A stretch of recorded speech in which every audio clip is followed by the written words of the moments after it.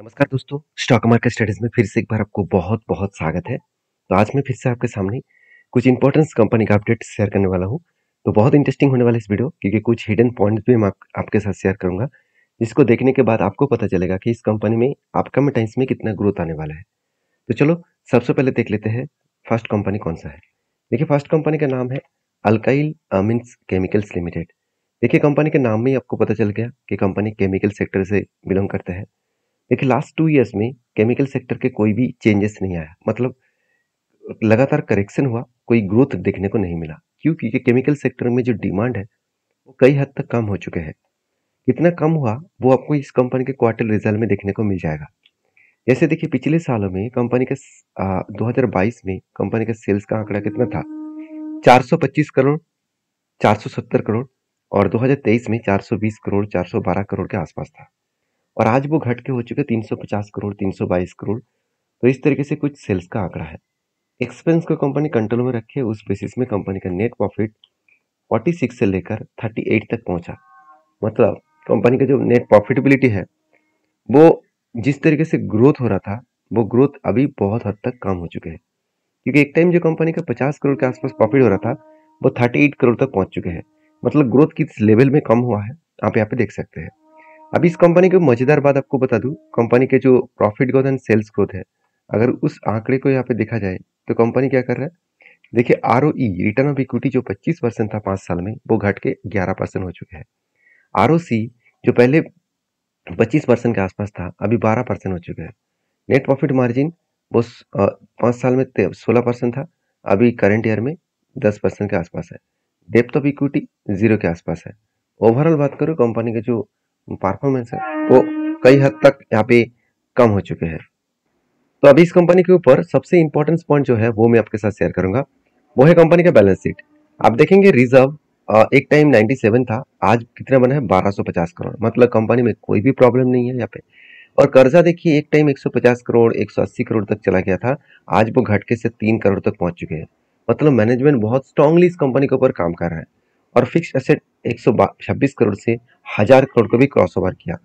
अभी मजेदार बात आपको बता दूं, इस कंपनी के ऊपर जो ट्रेड रिसीवेबल है वो 76 करोड़ से 222 करोड़ तक पहुंच चुके हैं। मतलब हर दिशा से कंपनी का पॉजिटिविटी है।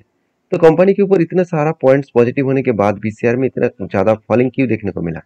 अगर मैं कंपनी के बारे में बात करूं तो कंपनी के ऊपर देखिए बिग फॉल देखने को मिला। तो देखिए, मैं आपको हमेशा बोलता हूँ, वॉरेन बफेट जी का एक बात याद रखना, कि अच्छी कंपनी अगर किसी भी टाइम में वो बिग जर्नी दिखाया था, मतलब एक बिग बाउंस दिखाया था, वो कभी ना कभी वो गिरेगा।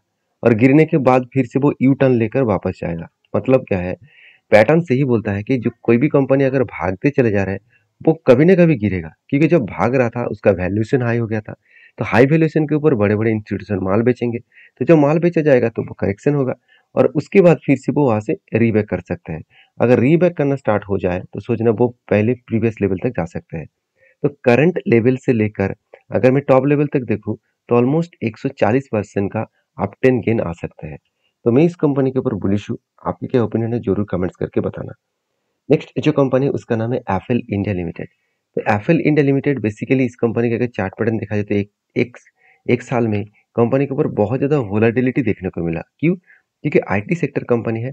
आईटी सेक्टर में लास्ट 1.5 ईयर, एक से 2 साल बोल सकते हैं, कुछ खास ग्रोथ नहीं है। बहुत ज़्यादा वोलाटिलिटी इस कंपनी के ऊपर देखने को मिला। अभी इस कंपनी के ऊपर जो पॉइंट है वो मैं आपके साथ शेयर करूँ। देखिए, कंपनी का कितना ग्रोथ हो रहा है वो देखना बहुत जरूरी है। अगर रेवेन्यू सीएजीआर के हिसाब से बात करूँ तो 53% के आसपास ग्रोथ हो रहा है। इबिट्टा मार्जिन सीएजीआर के बारे में बात करूँ तो 42% के आसपास ग्रोथ हो रहा है। पेट मार्जिन 45% के आसपास ग्रोथ हो रहा है। ध्यान से इस चीज़ों को देखना। कंपनी का रेवेन्यू फ्रॉम ऑपरेशंस, कंपनी जो प्रोडक्शन कर रहा है उस बेसिस में कंपनी का जो रेवेन्यू हो रहा है, 2000 सालों में 2020 में 3300 करोड़ था, सॉरी 3300 मिलियन था, मतलब 330 करोड़ के आसपास था। वो आज बढ़ के लास्ट 5 ईयर में बढ़ के हो चुके हैं 18,400, मतलब 1840 करोड़ का, 1842 करोड़ के आसपास टोटल रेवेन्यू का ग्रोथ हुआ। तो सोचिए किस लेवल तक, किस हद तक ग्रोथ हुआ। वो कितना ग्रोथ हो रहा है? 28% के आसपास ग्रोथ हो रहा है। उसी तरीके से अगर कंपनी का बिजनेस को देखें तो कंपनी का जो क्वार्टर रिजल्ट है वो भी देखा जाए तो कंपनी के 142 से लेकर 506 तक कंपनी का प्रॉफिट जर्नी सेल्स जर्नी हुआ। मतलब जो रेवेन्यूज जर्नी है, जो सेल्स जर्नी है, वो कई हद तक ग्रोथ हुआ है। अराउंड 4 to 5 टाइम्स ग्रोथ हुआ है। तो सेल्स भी बढ़े, एक्सपेंस को भी कंपनी कंट्रोल में रखे।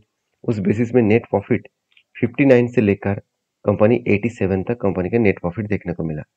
तो 59 बना, 69 बना, फिर से 62 बना, अभी 87 बना। तो 59 से 69, 69 से 62, उसके बाद 87। तो अलग लेवल का एक नेट प्रॉफिटेबिलिटी यहाँ पे ग्रोथ होता देखने को मिले। तो अभी इस कंपनी के ऊपर एक ही बात कहूंगा, कंपनी इसके ऊपर जो सिचुएशन बना, जो ग्रोथ बना, उस ग्रोथ के हिसाब से बात करूं, कंपनी बेस्ट तरीके से यहाँ पे प्रॉफिटेबिलिटी ग्रोथ देखने को मिला। तो इस ग्रोथ के कारण कंपनी आगे बढ़ने का पॉसिबिलिटी दिखाएगा। अभी दो इंपॉर्टेंट पॉइंट में शेयर करूंगा। पहले कंपनी का रेशियोज।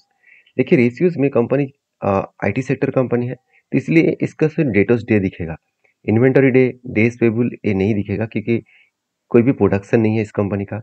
और दूसरी बात, किसी से रॉ मटेरियल्स खरीदारी करता नहीं है, तो इसलिए ये पॉइंट दोनों यहाँ पे नहीं दिखेगा। तो डेटोस डे होता क्या है, मान के चलिए कंपनी जो प्रोडक्ट तैयार किया, जो सर्विसेज कस्टमर को दिया, वो कस्टमर कितने दिनों में रीपेमेंट कर रहा है। मतलब कस्टमर जो पेमेंट कर रहा है वो कितने टाइम लग रहा है। वो टाइम पहले देखिए 36 डेज था, वो बढ़ते बढ़ते एक टाइम 80 दिन चला गया था, 76 डेज चला गया था, आज वो फिर से घटकर 63 बना। मतलब जितने कम दिन में कंपनी के हाथ में पैसा आएगा, उतना ही कैश टोटली रोटेशन वाइज घूमेगा और कंपनी का ग्रोथ भी देखने को मिलेगा। ये सारे पॉइंट्स एक के साथ एक लिंक अप है। तो इस बेसिस में देखा है तो कंपनी के ऊपर इन्वेस्टर अच्छा खासा ट्रस्ट बिल्ड कर चुके हैं। म्यूचुअल फंड ने कंटिन्यूसली माल भरा है और साथ ही साथ एफ के भी क्वांटिटी एडिंग हो रहा है। एफ ने माल बेच दिया था, 9% कर दिया था, आज वो बढ़ के 14.5% के आसपास हो चुके हैं। एक मजेदार बात आपको बता दूं, इस कंपनी के ऊपर अगर मैं लास्ट फ्यू मंथ का डेटा दिखा दूं, तो देखिए लास्ट 3 मंथ में, मार्च मंथ में, अप्रैल में और मई मंथ में, इस तीनों मंथ में अच्छा खासा क्वांटिटी यहाँ पे बाइंग किया गया। मतलब किसके माध्यम से, म्यूचुअल फंड के माध्यम से। इसीलिए इस कंपनी के ऊपर जो रीबाउंस हो रहा है, जो रीबैक हो रहा है, तो एक बिग बाउंस देखने को मिलेगा। क्योंकि पहले से ही मैं एक पैटर्न्स जो बना था उसके ऊपर इंतजार कर रहा हूँ। शोल्डर बने, बिग हेड बने, उसके बाद फिर से एक शोल्डर बनने जा रहा है। और मैं पहले ही बोल चुका हूँ, ये लेवल कंपनी के लिए स्ट्रांगली लेवल है, जो 1016 के लेवल है। इस लेवल स्ट्रांगली इसीलिए है क्योंकि बार बार इस लेवल को रिटेस्ट करके वो बाउंस बैक करेंगे, यहाँ से टच करके बाउंस बैक करें। मतलब ये जो सिचुएशन बना है, इस सिचुएशन के बेसिस में कंपनी यहाँ से अच्छा खासा बाउंस बैक कर सकता है। तो अगर यहाँ से ब्रेकआउट करे तो मैं जरूर एक पॉजिटिवली एंटी यहाँ पे लेने वाला हूँ। तो जब एंटी लूंगा तो मैं आपके साथ भी शेयर करूंगा। नेक्स्ट जो कंपनी है उसका नाम है Varun beverages. One of my favourite company है। वरुण बेवरेजेस का अगर चार्ट को देखा जाए तो एक साल पहले कंपनी का प्राइस था 760 के आसपास, और आज वो कितना चला गया है, करीबन 1500-1600 के ऊपर। ऑलमोस्ट देखा जाए तो डबल से भी ज्यादा, दुगना से भी ज्यादा कंपनी एक साल में कर चुके हैं। तो कंपनी के रिटर्न रेशियो के बारे में बात करूं, आप देख सकते हैं एक साल में 100% का रिटर्न दिया। तो रिटर्न क्यों दिया, उसके पीछे रीजन तो भी समझना पड़ेगा। देखिए कंपनी का अगर ग्रोथ के बारे में पूछा जाए तो कंपनी के सेल्स में कोई भी कमियां नहीं है और कंपनी का प्रॉफिट में भी कोई भी कमियां नहीं है। मतलब सेल्स का ग्रोथ एंड प्रॉफिट का ग्रोथ बेस्ट तरीके से बढ़ता हुआ देखने को मिले, और इस बेस्ट तरीके से बढ़ता हुआ देखने के कारण कंपनी के ऊपर एक अच्छा खासा बिग पॉजिटिवली जर्नी देखने को मिला है। तो मुझे लगता है जो सिचुएशन यहाँ पे बना है, उस सिचुएशन के बेसिस में कंपनी के ऊपर एक अच्छा खासा ग्रोथ यहाँ पे देखने को मिलेगा। बाकी इस कंपनी के ऊपर एक चीज को और भी नोटिस करना, इस कंपनी के ऊपर जो जो डेटा अपडेट है, उस डेटा अपडेट के बारे में बात करूं तो कंपनी के देखिए जो ROE है एंड ROC है, वो हमेशा एवरेज लेवल के ऊपर देखने को मिलता है। 29 से 30% के एवरेज के हिसाब से दोनों में ही डेटा देखने को मिलेगा। और ROC थोड़ा सा कम है, फिर भी एवरेज के हिसाब से 25 के आसपास है। तो नेट प्रॉफिट मार्जिन जो 8% हुआ करता था वो 12% हो चुका है। डेप्थ ऑफ इक्विटी एकदम मतलब पहले 0.85 के आसपास हुआ करता था, आज 0.75 के आसपास है। मतलब डेप्थ थोड़ा सा ज्यादा है। कोई बात नहीं, कंपनी किस तरीके से काम कर रहे हैं वो देख लीजिए। कंपनी टोटल इंडिया में देखिए टोटल सेल वॉल्यूम जो है ऑब्वियसली मिलियन में है। तो देखा जाए तो टोटल सेल हुआ था 274, देखा जाए तो इंडिया में, और आज वो बढ़ के हो चुके हैं, वो कब था 2018 में, 2023 में वो डेटा, वो आंकड़ा बढ़ के हो चुके हैं 737। और इंटरनेशनल मार्केट में 2018 में था सिर्फ 66 के आसपास। और आज वो बढ़ के हो चुके हैं 176 के आसपास। तो किस तरीके से ग्रोथ हुआ आप देख सकते हैं। और सबसे इंपॉर्टेंट पॉइंट क्या आप जानते हैं? सबसे इंपॉर्टेंट पॉइंट है सिर्फ इंडिया में नहीं, आज श्रीलंका में भी कंपनी बिजनेस स्टार्ट किया है, नेपाल में भी बिजनेस स्टार्ट किया है। साथ ही साथ आप देखेंगे तो साउथ अफ्रीका के बहुत सारे जगह पे कंपनी बिजनेस स्टार्ट किया है, जहाँ पे जिम्बाब्वे हो गया, जहाँ पे मोरक्को हो गया, जहाँ पे और भी देखिए बहुत सारे जगह है साउथ अफ्रीका के, उस जगह पे कंपनी बिजनेस को स्टार्ट किया। तो बेसिकली बिजनेस जिस तरीके से ग्रोथ हो रहा है, उस ग्रोथ में कंपनी का अपकमिंग टाइम्स में अच्छा खासा जर्नी देखने को मिलेगा। तो बेसिकली इस कंपनी के ऊपर जो टेक्निकली चार्ट पैटर्न है वो मैं एक बार आपके साथ शेयर कर लेता हूँ। मैं आपको यहाँ पे दिखाने वाला हूँ वीबीएल का चार्ट पैटर्न, क्योंकि यहाँ पे मैंने मार्किंग करके रखा हूँ। देखिए, मैंने जब यहाँ पे ट्रेड लिया था, मैंने आपको ये भी बताया कि मैं जो ट्रेड लिया हूँ वो ट्रेड कुछ इस बेसिस में लिया। एक रेंज क्रिएट हुआ था, यहाँ पे एक रेंज बना था, उसके बाद ब्रेकआउट किया, रिटेस्ट किया, तब इस जगह पे मैंने एंट्री लिया। और एंट्री लेने के बाद मेरा जो टारगेट है वो 2035 तक मैं टारगेट लेके चलूंगा। अभी इतना बड़ा टारगेट मैंने क्यों रखा? क्योंकि मेरा हमेशा इस तरीके से पैटर्न्स के ऊपर 1:3 रेशियो का टारगेट होता है। 1% का स्टॉप लॉस एंड 3% का टारगेट होता है। तो मैं टारगेट तक वेट करूंगा, अगर नीचे आए तो मैं ऑब्वियसली स्टॉप लॉस लूंगा। स्टॉप लॉस होगा तो मेरा जो लॉसेस होने वाला है वो देखा जाए तो जो परसेंट वाइज देखा जाए 14% के आसपास लॉसेस होने का चांसेस है, और टारगेट 44% के आसपास होने का चांसेस है। बाकी आपकी क्या राय है जरूर कमेंट्स करना। नेक्स्ट जो कंपनी उसका नाम है शेयर इंडिया सिक्योरिटी लिमिटेड। तो share India securities limited basically एक 5,900 करोड़ का कंपनी है। कंपनी का अगर चार्ट में दिखाए तो कंपनी एक साल पहले 1190 था, और उसके बाद हाई किया कितने एक साल के अंदर अंदर 2000 के आसपास। ये जो जर्नी हुआ, इस जर्नी के कारण कंपनी का मैनेजमेंट ने एक डिसीजन लिया। वो डिसीजन क्या है? स्प्लिट का।